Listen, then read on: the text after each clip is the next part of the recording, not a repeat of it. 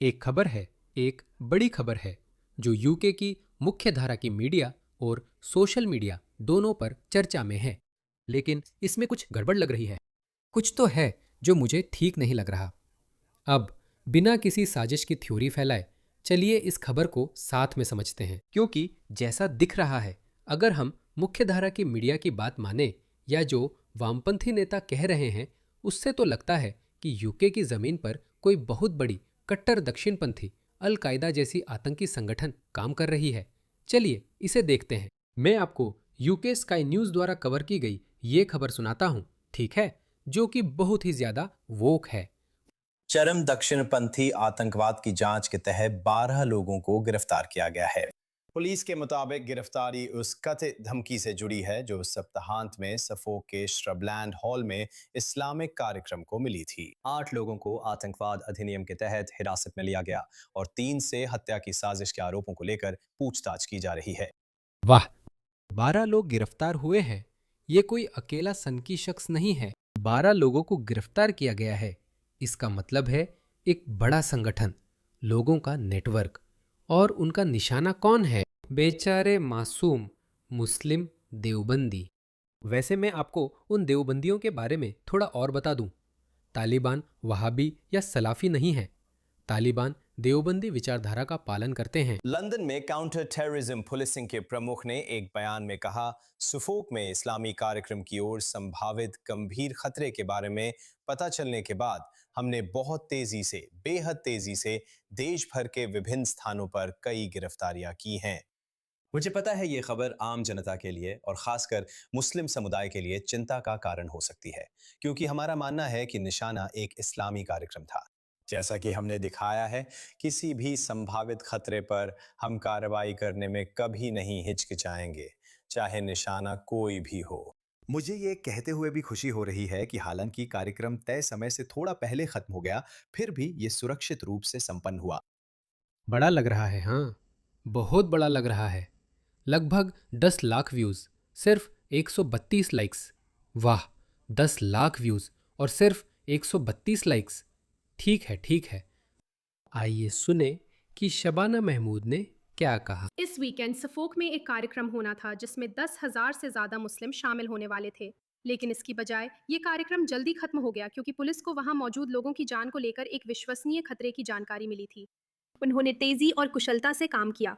मैं Suffolk police, counter terrorism policing और आयोजकों को उनकी तेज और प्रभावी प्रतिक्रिया के लिए धन्यवाद देती हूँ। उनके इन कदमों की वजह से यूके इस्लाम इन बहरीन में शामिल होने वाले लोग सुरक्षित रहे। यह जमात है, जिसका मतलब है एक बड़ा जमावड़ा।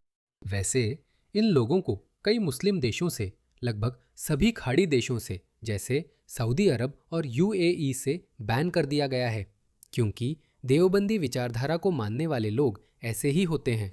तालिबान, जो मुसलमानों में सबसे प्रबुद्ध नहीं माने जाते। 4 व्यक्तियों को अब आतंकवाद विरोधी पुलिस के नेतृत्व वाली उस जांच के तहत गिरफ्तार किया गया है जिसे वे चरम दक्षिणपंथी आतंकवाद से जुड़ा बता रहे हैं। ये जांच अभी शुरुआती चरण में है और हमें उन्हें अपनी जांच आगे बढ़ाने के लिए जगह देनी चाहिए। और मुझे पता है कि पुलिस आगे और जानकारी देगी। लेकिन मैं यह कहना चाहती हूँ कि हमें सभी को नफरत के खिलाफ एकजुट होकर खड़ा होना चाहिए। कुछ लोगों के काम हमारे देश की पहचान नहीं है। हमें उनसे नहीं जोड़ा जाना चाहिए जो देशवासियों के खिलाफ हिंसा की साजिश करते हैं। वे देशवासी जिनमें से अधिकांश पाकिस्तान या भारत से आए हैं। लेकिन अगर ये सच है, ठीक है, तो चलिए खुले दिमाग से सोचते हैं। अगर यह सच है, जब हत्या की साजिश में लगभग दर्जन भर लोगों को गिरफ्तार किया गया है, जहां 10,000 मुसलमानों के इकट्ठा होने की बात थी, तो यह दक्षिणपंथी आतंकवाद में एक बड़ी बढ़ोतरी है। क्योंकि अब तक जो भी दक्षिणपंथ हमने देखा है, वह बस एक अकेला व्यक्ति है जो कुछ इस्लाम विरोधी नारे लगाता है। अल्लाह कौन है आप जानते हैं?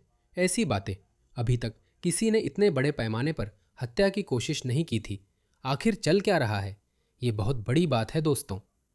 ये बहुत बड़ी बात है। या फिर ऐसा है भी या नहीं? क्या कुछ और चल रहा है? इसे देखिए। आतंकवाद निरोधक पुलिस यूके कांग्रीगेशन फेस्टिवल में इस सप्ताहांत शामिल होने वालों के लिए विश्वसनीय खतरे की जांच कर रही है। मैं सफोक पुलिस का धन्यवाद करता हूं। ये ब्रिटिश मुसलमानों के लिए चिंता का विषय है। हमें नफरत के खिलाफ एकजुट होना चाहिए। इसे देखिए। कीर स्टामर। हे भगवान, अभी से उससे पीछा नहीं छूटने वाला। चौंकाने वाली खबर है कि काउंटर टेररिज्म पुलिस सफोक में एक इस्लामिक कार्यक्रम को निशाना बनाकर दी गई एक विश्वसनीय और गंभीर धमकी की जांच कर रही है। पुलिस और आयोजकों द्वारा तुरंत की गई कार्रवाई के लिए धन्यवाद। किसी को कोई चोट नहीं आई। ओह, क्या हुआ था? जैसे क्या कहीं बम लगाया गया था? क्या किसी ने AK-47 लेकर सभा में हमला कर दिया या कुछ ऐसा? क्या हुआ था? हमें थोड़ा और बताइए। लेकिन यह तो बहुत बड़ी बात लगती है। मेरा संदेश साफ है। हे भगवान, इसके लिए तैयार हो जाइए। मैं बर्दाश्त नहीं करूंगा हमारे मुस्लिम समुदायों पर हमले, किसी भी। मुस्लिम विरोधी घृणा का कोई भी रूप। हे भगवान, मुझे इस व्यक्ति से इतनी नफरत है। उसने अब तक वेन ब्रॉडहर्स्ट का नाम नहीं लिया। वेन ब्रॉडहर्स्ट की हत्या करने वाले अफगान शरण मांगने वाले ने सिर्फ गैर इरादतन हत्या, मैनस्लॉटर का दोष कबूल किया है, मर्डर का नहीं। वो कुछ सालों में रिहा हो जाएगा। और उसे डिपोर्ट भी नहीं किया जाएगा। पता है क्या? हाँ, उसे डिपोर्ट भी नहीं किया जाएगा। ठीक है। एंडी बर्नहम जो है, मैं अपनी जान की बाजी लगा सकता हूं इस पर कि ये कीर स्टारमर से भी बुरे साबित होंगे। आप भूल जाओगे कि कीर स्टारमर कितने बुरे थे। आप सच में कीर स्टारमर के वापस आने की भीख मांगोगे। ये आदमी इतना बुरा होने वाला है। इन्हें देखो, सबने कुछ ही मिनटों में लगातार ट्वीट किए। ये बहुत शर्मनाक है। हमारे देश में मुसलमानों के खिलाफ नफरत की जगह नहीं है और मैं इसे पूरी तरह खत्म करने के लिए प्रतिबद्ध हूं। पुलिस और आयोजकों को सभी की सुरक्षा सुनिश्चित करने के लिए बधाई। दोस्तों, हो क्या रहा है? जैसा कहा, यह बड़ा मामला है। दर्जन भर लोग गिरफ्तार हुए हैं। तो हुआ क्या? चलिए उस व्यक्ति के प्रतिनिधि की बात सुनते हैं। माफ कीजिए, तो सुनते हैं उस व्यक्ति को जो दावा करता है कि वो उसी संगठन का सदस्य है जिससे गिरफ्तार लोग जुड़े हैं। ठीक है, चलिए सुनते हैं। यही आदमी है। हमारे 12 लोगों को आतंकवाद निरोधक कानून के तहत गिरफ्तार किया गया है। हमें पता चला कि यह सब इसलिए हुआ क्योंकि उन्होंने यूके एजितमा मुस्लिम कार्यक्रम पर ड्रोन उड़ाया था। मुझे इसका नाम और जानकारी नहीं है। देश में और किसी को भी नहीं पता। यही है। उसे ये भी नहीं पता इस्लाम क्या है। 10,000 मुस्लिमों को सफोक में इकट्ठा होना था, तो इन लोगों ने उस पर ड्रोन उड़ाया ताकि कुछ फुटेज ले सके। और यूके काउंटर टेररिज्म वाले बेवकूफ पुलिस को लगा कि आप जानते हैं, ये रूस बनाम यूक्रेन जैसा ड्रोन युद्ध होने वाला है, जहां उनका साधारण DJI ड्रोन उन लोगों पर बम गिराएगा। जरा ज्यादा ही उतावले हैं। ब्रिटिश सिक्योरिटी प्रोजेक्ट वहां क्यों गया था? कुछ जांच पड़ताल करने और वहां क्या हो रहा था उसे फिल्माने के लिए। क्योंकि जितना हमें पता है, वो कोई आतंकवादी संगठन भी हो सकता है, वो मुजाहिदीन भी हो सकते हैं, ये ईरान समर्थित भी हो सकता है, पर हमें नहीं पता क्योंकि ये हमसे इसलिए छुपाया गया है क्योंकि हम मुसलमान नहीं हैं। तो लोग वहां सिर्फ जांच पड़ताल करने और फिल्माने गए हैं। किसी ने भी कोई धमकी भरी हरकत नहीं की है। किसी ने भी, आप जानते हैं, किसी को मारने या ऐसी कोई धमकी नहीं दी है। तो हमारे ही लोगों के खिलाफ काउंटर टेररिज्म पुलिस का इस्तेमाल करना। छोटी सी बात को बड़ा बना दिया गया है दोस्तों। छोटी सी बात को बड़ा बना दिया गया है। ब्रिटिश व्यवस्था इतनी भयानक है। और जानते हैं क्यों? दरअसल यूके की टेरर वॉच लिस्ट में चरमपंथियों का प्रतिशत कम दिखाने के लिए उन्होंने चरमपंथ की नई परिभाषाएं जोड़ दी। सांस्कृतिक राष्ट्रवाद। सांस्कृतिक राष्ट्रवाद। अगर आप कहते हैं कि मुझे ब्रिटिश होने पर गर्व है, या आप डगलस मरे को पढ़ते हैं, तो आपको भी चरमपंथी मानकर प्रिवेंट टेरर वॉच लिस्ट में डाला जा सकता है। वे कितने बेताब हैं, इसका अंदाजा इसी से लगाया जा सकता है कि वे मुस्लिम चरमपंथियों या इस्लामी चरमपंथियों की संख्या कम दिखाने के लिए ऐसा कर रहे हैं, बस ड्रोन उड़ाने के लिए। वे उन्हें चेतावनी दे सकते थे। वे कह सकते थे, अरे तुम क्या कर रहे हो? मुझे लगता है उन्होंने सवाल पूछे होंगे और जवाब मिला होगा कि हम सिर्फ शूटिंग कर रहे हैं। ये लोग कौन हैं? ऐसा मत करो। ठीक है, नहीं करेंगे। यही सब था। लेकिन प्रधानमंत्री से लेकर गृह सचिव तक और आने वाले प्रधानमंत्री तक सभी ने इसके बारे में ट्वीट किया। अरे इन्हें देखो, यूके की आतंकवाद पुलिस द्वारा मुसलमानों के खिलाफ एक बड़ी आतंकवादी साजिश नाकाम कर दी गई। हमारे देश में जो कुछ भी हो रहा है उस पर शक करना सत्ता का दुरुपयोग है। हाँ, यही है, ये सत्ता का दुरुपयोग है। अब आप हमारे 12 लोगों को पकड़ कर रखे हैं। मुझे नहीं पता कि मुझे अब तक गिरफ्तार क्यों नहीं किया गया। मुझे लगता है MI5 और होम ऑफिस मेरे खिलाफ केस बना रहे हैं, लेकिन मुझे फर्क नहीं पड़ता, क्योंकि हम खुद कानून हाथ में लेने वाला समूह IRA या कोई आतंकवादी संगठन नहीं है। मैंने इन लोगों के बारे में कभी नहीं सुना, मैंने इन लोगों को कभी नहीं देखा। ये कौन है? हम अपना देश वापस चाहते हैं, तो जाहिर है ये कुछ ब्रिटिश देशभक्त हैं। वाह, ये लोग इन लोगों पर सख्ती कर रहे हैं दोस्तों। ये आ रहे हैं, वे बहुत सख्ती से कार्रवाई करने वाले हैं। 2029 का आम चुनाव जितनी जल्दी हो उतना अच्छा है। पता है इससे क्या समझ आता है? अगर ये लोग इन लोगों पर अत्याचार करते हैं तो किसी न किसी समय सशस्त्र विरोध जरूर होगा। मैं इसका समर्थन नहीं कर रहा हूं, मैं किसी को ऐसा करने के लिए उकसा नहीं रहा हूं, लेकिन मैं इतिहास का छात्र हूं। ठीक है, मैं इतिहास का छात्र हूं, माफी नहीं मांगूंगा। अगर आप इतिहास पढ़े तो यही सब होता है, सब कुछ मेल खाता है, सब कुछ समझ में आता है। संगठन, हम इस धरती के लोग हैं। हाँ, हम पिता, माता, बहनें, कजिन्स, व्यवसायी हैं। हमें पूरा हक है कि हम समझें कि हमारी धरती पर क्या हो रहा है। हमें पूरा हक है कि हम अपनी धरती पर जो चाहें वो कहें। तो आतंकवाद विरोधी कानून के तहत लोगों को गिरफ्तार करना और यह दावा करना कि ब्रिटिश मुसलमान डर गए हैं, नहीं। ब्रिटिश मुसलमान डरे हुए हैं। क्या ये आपको डरे हुए लगते हैं? इसे देखिए, ऑस्ट्रेलिया में ये ऐसे ही बर्ताव करते हैं। क्या ये आपको डरावना लगता है? मुझे नहीं पता, मुझे तो ये डरे हुए नहीं लगते। ये वही करते हैं जो ये करते हैं। इन्हें देखिए, क्या ये आपको डरे हुए लगते हैं? ये मैनचेस्टर में अभी हुआ है। क्या ये आपको डरे हुए लगते हैं? नहीं, मुझे नहीं लगता कि ये बिल्कुल भी डरे हुए हैं। ठीक है, मैं आपको और भी कुछ दिखाता हूँ।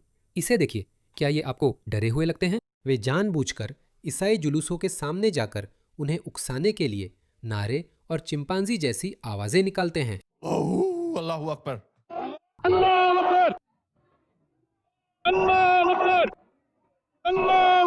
अल्लाहू अकबर को देखो, वो कितना छोटा है और ऊपर नीचे कूद रहा है।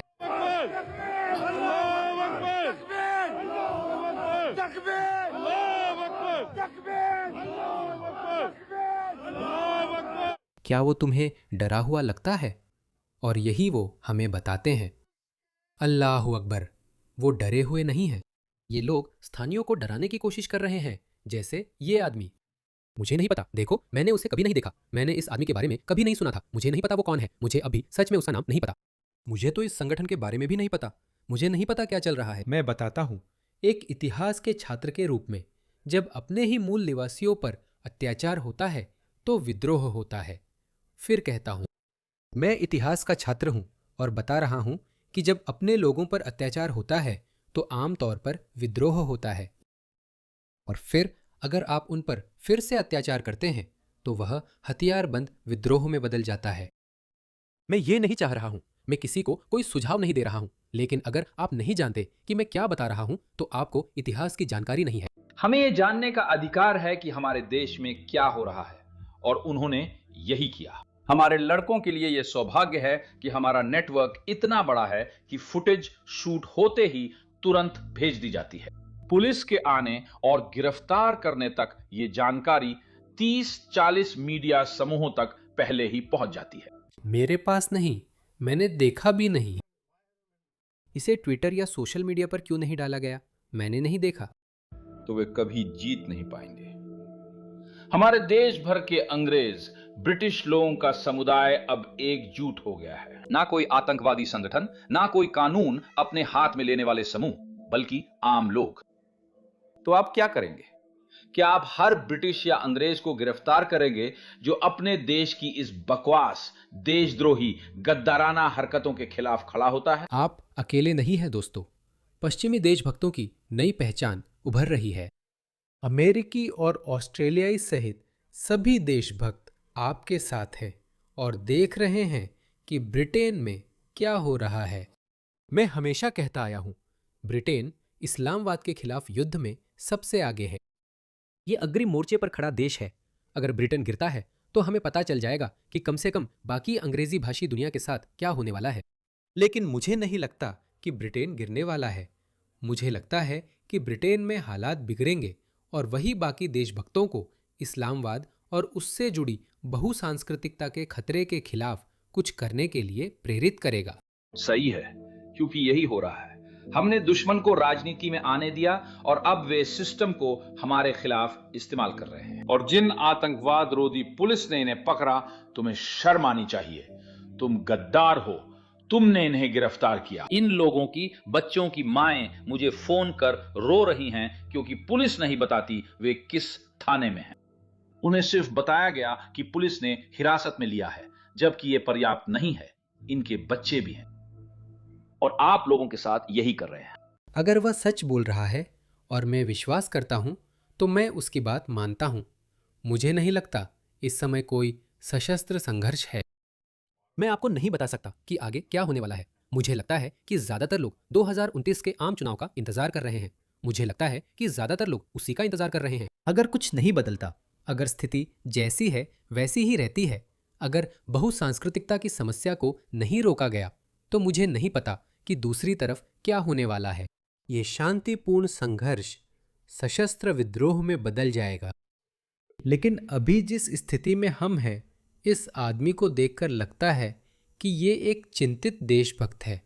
इसने कुछ भी गलत नहीं किया है। इंग्लैंड की जानकारी देने के लिए धन्यवाद।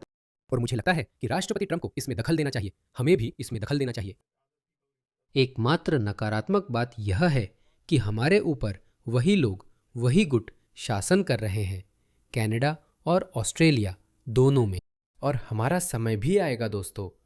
ये लोग हमेशा सत्ता में नहीं रहेंगे। एक दिन हिसाब किताब का भी आएगा। डटे रहो दोस्तों, डटे रहो। मैं इस पर विश्वास नहीं करता। मैं आधिकारिक कहानी पर विश्वास नहीं करता। तुम्हें क्या लगता है? क्या तुम इस आधिकारिक कहानी पर विश्वास करते हो? देखो, उन्होंने ऐसा जताया जैसे सब उनके काबू में है। they have आतंकवाद विरोधी पुलिस ने अल कायदा वगैरह की कोई बड़ी आतंकी साजिश नाकाम की।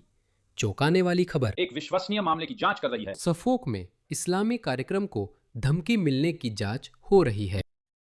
एंट मिडल्टन को देखो। लोग कह रहे हैं कि यह खुल्लम खुल्ला गुस्सा भड़काने वाली हरकत है। तब भी किसी ने नहीं सुना था। अब तो बिल्कुल नहीं। अब गायब होने का वक्त है। असली नेता आ रहे हैं। तैयार रहो, एंडी बेनहम आ रहे हैं। मुझे नहीं पता। तो हाँ, डटे रहो दोस्तों, डटे रहो। कोई हार नहीं माननी है।